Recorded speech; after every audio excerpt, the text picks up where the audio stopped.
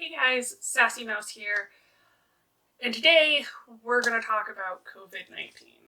So, pretty much everyone in the world knows that right now we're going through an international pandemic known as COVID-19. So what is COVID-19? COVID-19 is a disease that is caused by a virus known as a coronavirus. These coronaviruses are called coronaviruses because they have little proteins around the outside of the sphere of the virus, the packet basically that the virus is contained in, and they kind of look like crowns if you use your imagination a little bit. And these little proteins help it bond to the cells in your body, allowing it to infiltrate in there and kind of get its DNA in, and then it uses your cells to replicate and spread.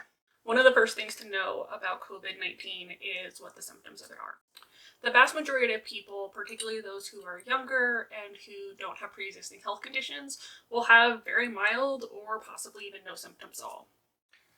The symptoms that most people will get include fever, dry cough, fatigue, loss of appetite, loss of smell, and body aches. More severe cases are increasingly common the older the person is and if they have pre-existing conditions, and those have even more severe symptoms. The symptoms of a more severe case include high fever, severe cough, and shortness of breath. If you aren't sure whether or not the symptoms you're having are COVID-19 or something else, there are a lot of helplines available. Where I live in Washington, our helpline is run by the state's health department. You can do some research and find out what helplines are available to you.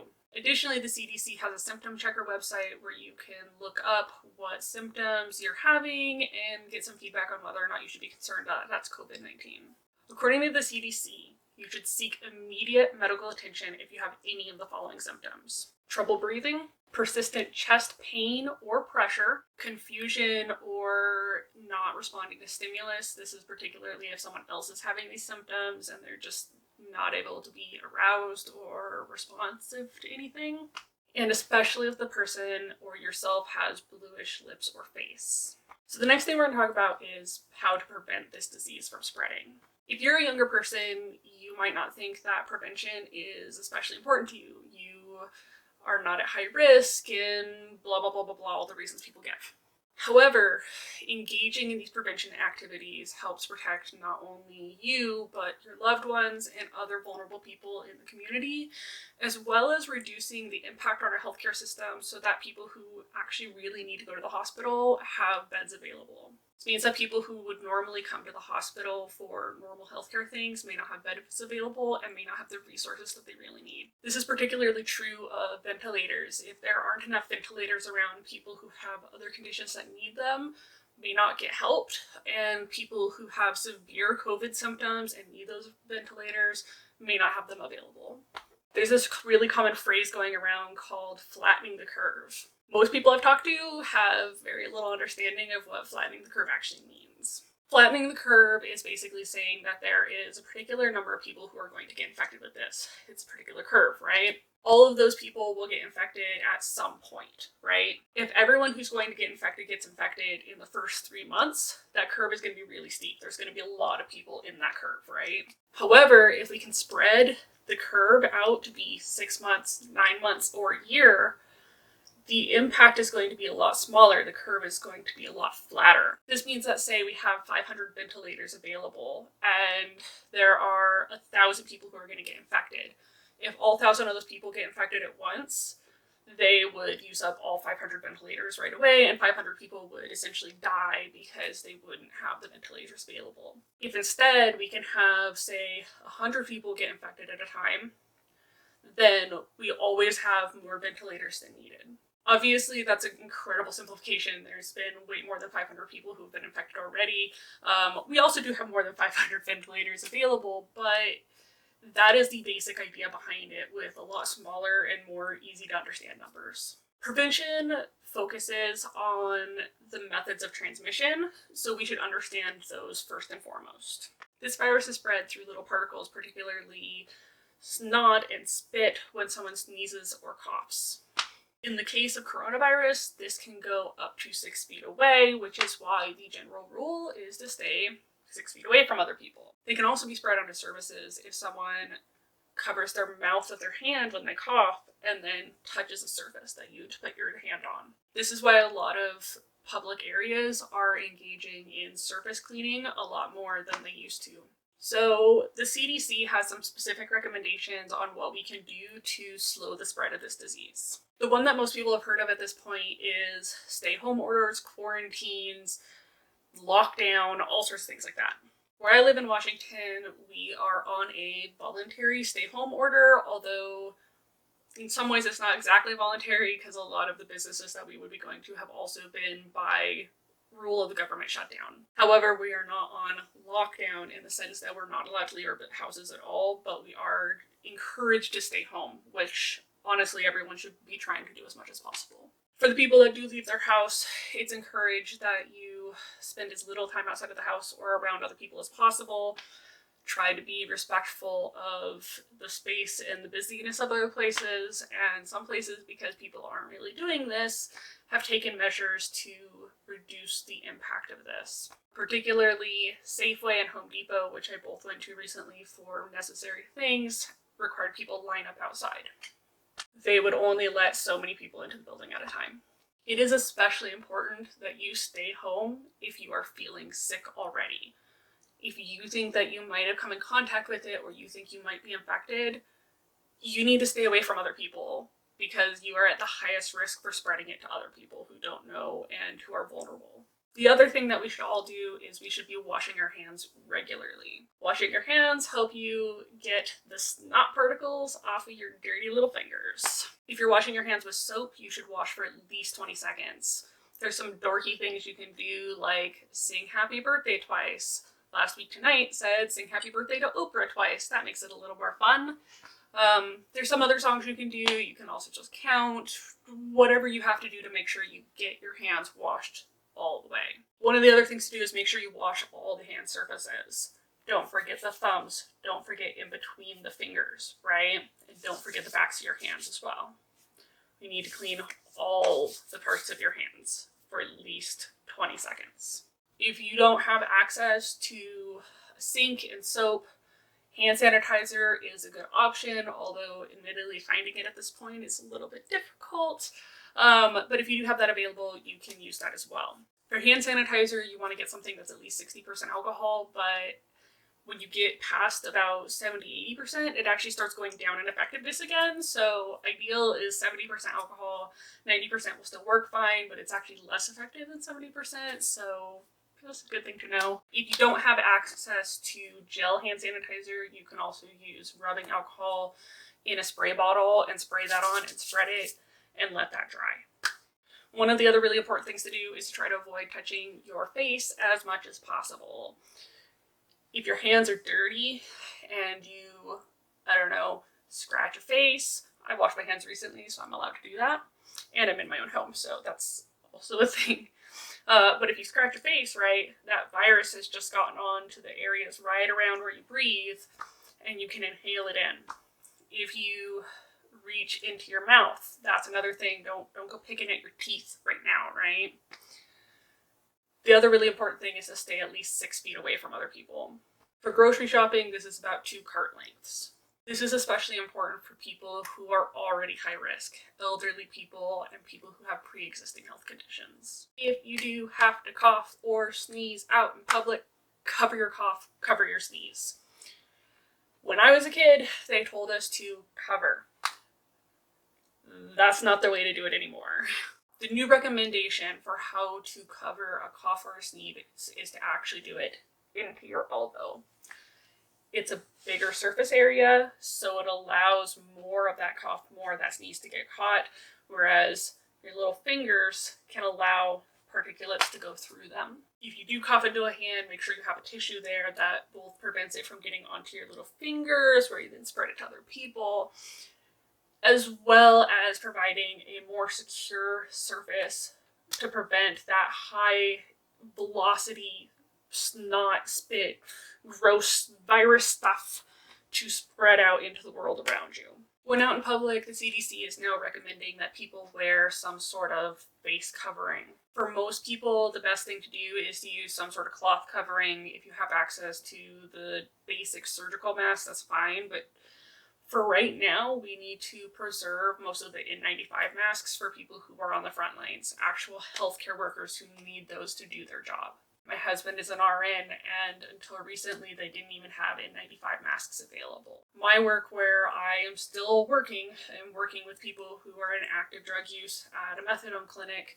We just recently got the N95 or KN95 masks as well. My work was nice enough to early on provide us with N95 respirators.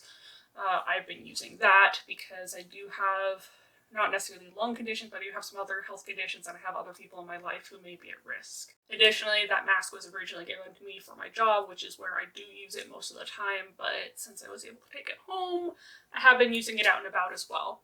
If you do have a respirator like that, say you were doing a project before, you can use that. That's certainly fine. Consider donating any extra N95 or KN95 masks that you might have in your garage to healthcare workers, donating money, donating whatever you can to help support people who are out on the front lines if you are not one of those people. For cloth mouth coverings, even a bandana is better than nothing, and there are a lot of patterns online to make cloth masks now for people who are just going out and about.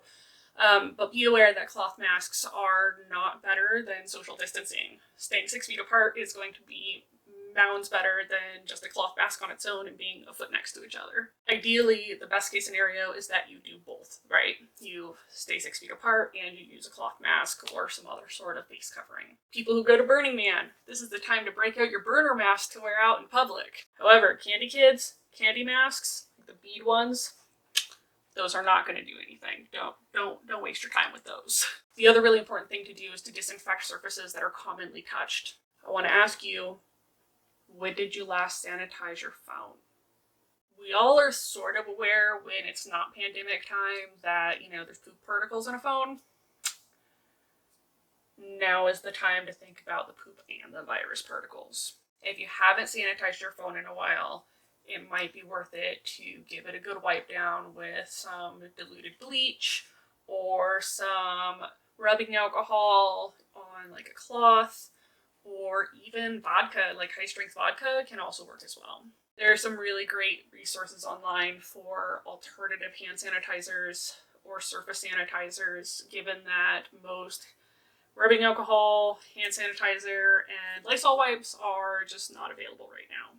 In fact, my store just recently got back paper towels, so we're all struggling to find solutions given that other people have hoarded things and kind of messed it up for everyone else. Which again, if you are hoarding any of these things that are really necessary for people who are still out there working and you are not on the front lines, consider donating them. It would be really helpful to the people who actually need them. If you're wondering whether you should sanitize a surface, just imagine everything that gets touched has poop on it, and that might help. The phrase that's been used in my area is stay home, stay healthy.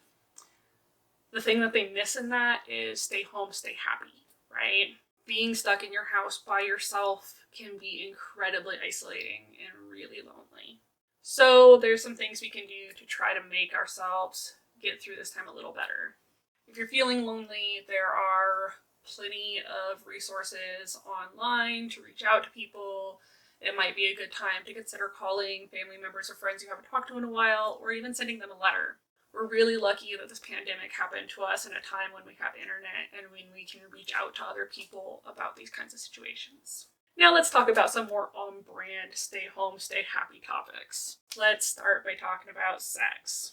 Having sex with someone requires that you get within 6 feet of them. Now, if you're living with someone, most likely you're going to be within 6 feet of them at some point during the day. However, generally trying to avoid that as much as possible is going to be in your best interest. Although dedicated partners will probably not completely stop having sex, if that's not the case, if you are not actively living with the person you're having sex with, it might be a good time to consider turning to masturbation as an alternative. Penetrative sex requires being within 6 feet of someone. Being within 6 feet of someone means that you might pass the virus on. This might be the perfect time to perfect your masturbation technique. There's some good resources right now to do that a little easier. For example, there are many free porn websites. I recently heard that Pornhub has made their premium services free during the pandemic, so you can look into that option. Lots of good options there. This might also be a good time if you have a partner who's a little further away or who you're practicing safe social distancing with to practice mutual masturbation over a phone or from a distance. You both can masturbate and it can get really sexy from the same room. Just saying. And if you're not in the same room, phone sex, video sex, we've got freaking Skype, guys. We can make this happen. I mean, obviously not me and you, because I'm married, but you and your partner. Yeah. This is also a great time to get really familiar with any toys that you might have bought a few years ago and haven't used recently, or maybe didn't really use at all, and just sort of see what you actually like. Anytime that masturbation is going to go up, it's a great time to get to know your body better.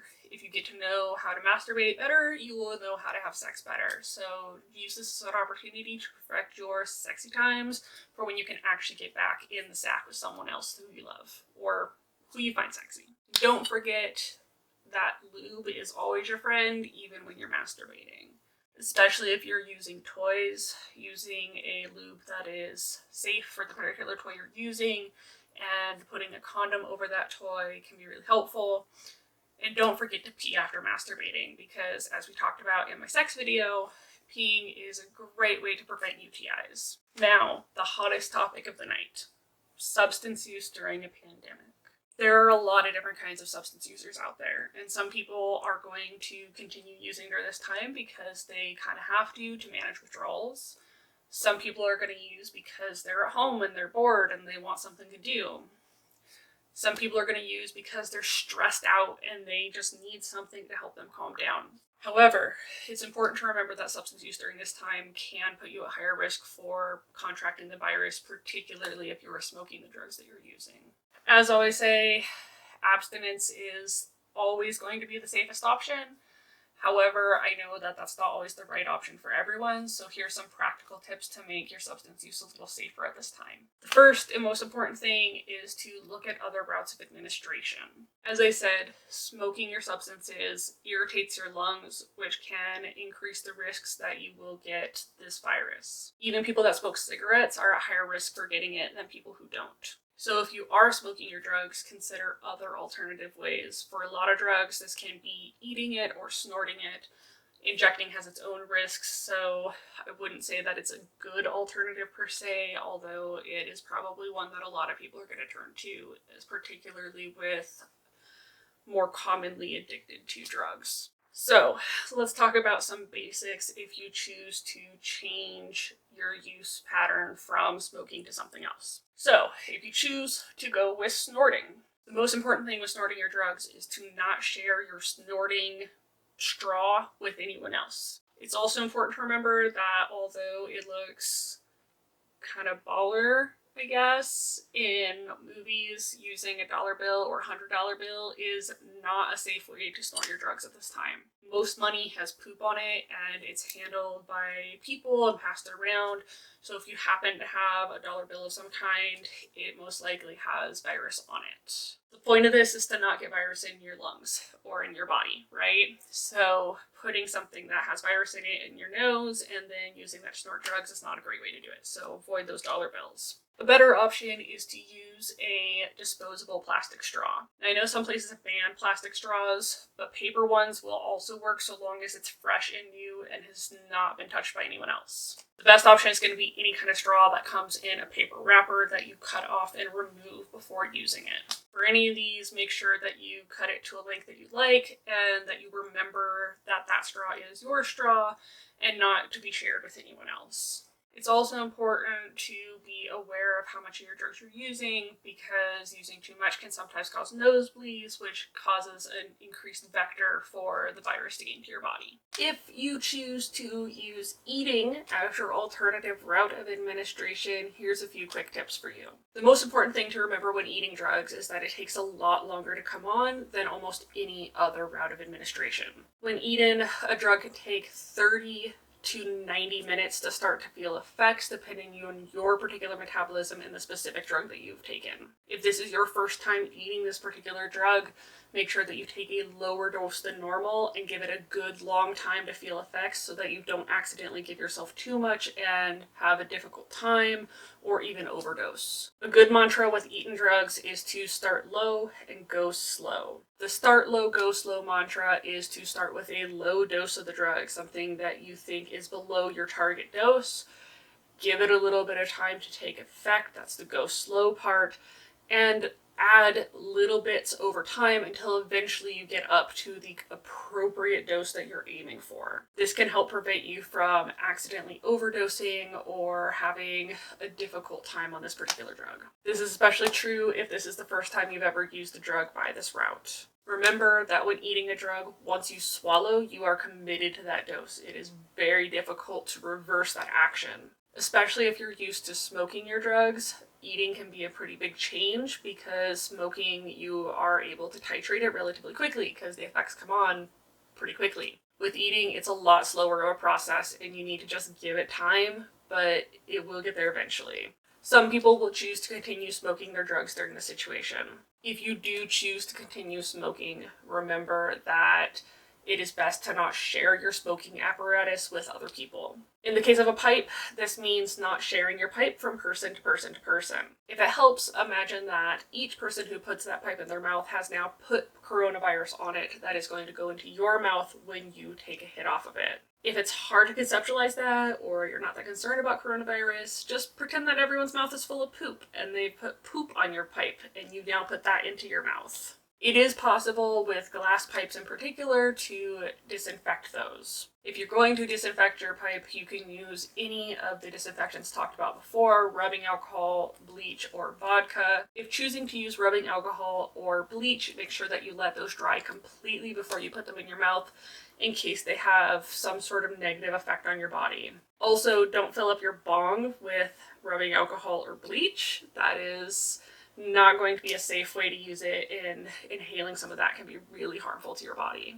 With vodka, it is, of course, for people over the age of 21 who can safely get that, but if you are under 21, using one of these other methods is just as effective, and if you let it dry all the way, can be just as safe a method to disinfect your surfaces. If you don't use a pipe, if you use papers, such as in a joint, make sure that that joint is for you and you alone.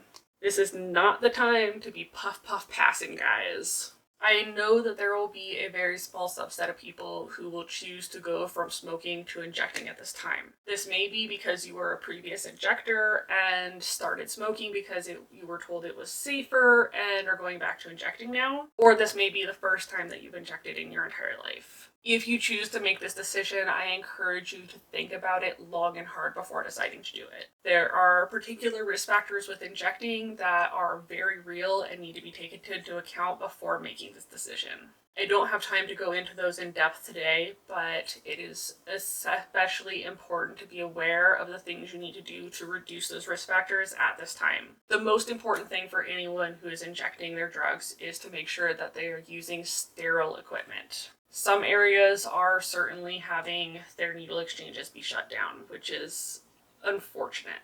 If a needle exchange is available, or if your state allows you to buy syringes without a prescription, make sure that you get sterile, clean, new syringes and use a new one each and every single time you inject. I know this can be very difficult, but it is imperative that we keep ourselves as healthy as possible during this time. Another really important thing, if you choose to start injecting at this time, is to remember that it's not just the syringe that needs to be sterile. All the rest of your works, your cooker, your cotton, everything else needs to be sterile as well. With certain things, like your cookers, you can sterilize the surfaces like any other, although using a new cooker every time is going to be a lot safer of a method. You may not know this, but cottons are incredible vectors for spreading disease. Cotton is even more porous than paper. It loves to hold bacteria in it. You can get a thing called cotton fever during the best of times. Right now, you need to be especially careful with your cottons or whatever kind of filter you're using to not get them infected with bacteria or other viruses. Yes, you can get coronavirus on your cottons. Obviously, it's a surface and it's an incredibly porous surface, so make sure that you're using a sterile cotton or at least an unused cotton every time, and don't touch it with bare fingers. Use something that is clean, sterilized, or try not to touch it at all. Use a method to push it out of the baggie or whatever you're using to get it out. It's also important to make sure that you use the cleanest water available. The options for clean water vary from area to area. There are some great guides online. Again, I don't really have the time to go through it now, but make sure you're using the cleanest water that is available for you in your situation. Remember that any drug use can put you at high risk for coronavirus or other diseases at this time. As I always say, abstinence is the safest option, although it is not always the right option for everyone. If you are suffering from addiction to drugs, most areas are considering substance use disorder an essential service. Many of these places are turning to telemedicine. My work is, and if you contact them, they may be able to do an assessment right over the phone with you. This includes places that have substitution drugs such as methadone or Suboxone available. If you have a problem with drug use, now may be the perfect time to seek help for it if that's what you want to do. Remember that you don't know the quality of the drugs you're getting, and you don't know if your drug dealer has been exposed to coronavirus, or their drug dealer, or whether the drugs you have been contaminated with this virus. Although we can take steps to reduce that risk by cleaning our equipment, switching from smoking, or using sterile supplies, there is no way to know whether the drugs themselves have coronavirus in it. This is actually true at all times, that we don't know whether drugs have diseases in them, so it's imperative that you be as careful as possible with all of your drug use. This may not be the right time to start using drugs if you don't know where they're coming from, which, let's be real, most of us don't. During this time, we can stay together, we can be a community who is supportive of each other, and we can do everything we can do to keep ourselves and our community healthy. Take care of yourself, stay home, and stay safer.